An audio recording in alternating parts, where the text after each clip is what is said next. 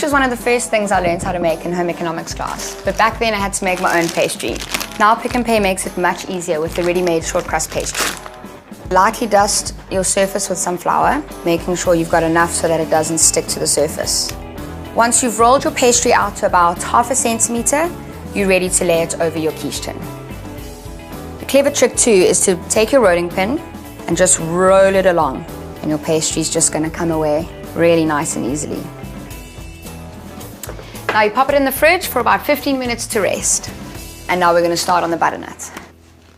Just scatter your butternut, then you add your garlic, finely chopped. Next is your red onion. Then grab your fresh thyme, and then make sure to season with some salt and pepper. Get your olive oil and make sure you give it a nice drizzle.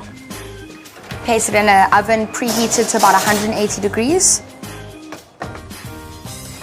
Get your pastry out the fridge once it's well rested. And now we're going to blind bake it. A clever tip is to take your baking paper, scrunch it up, and then unravel it so that it fits into all the corners of your pastry. And then fill your pastry case with the beans and into the oven for about 15 minutes. Now let's get ready to make the custard. This is a classic quiche custard that you can use for any variety of quiche that you'd like. 1/2 cup of cream, 1/2 cup of milk, and 2 eggs. Don't forget to season. Grab your whisk and then just give it a mix. Once it's well mixed, then your custard is finished. We're now ready to remove the beans. Now we're going to pop it back in the oven for 5 more minutes just to make sure the base of the pastry is cooked.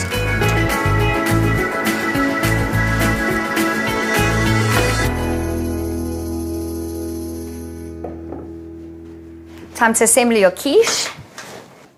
And just take your spoonfuls of butternut. Make sure you pick up all the little bits of thyme and garlic that have roasted nicely in the pan.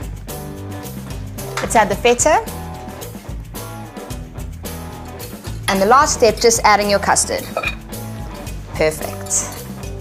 Now it's ready to go back into the oven, around about 25 minutes, depending on the size of your pie dish. And then you serve your quiche with a nice handful of dressed greens. And how fresh and delicious is that?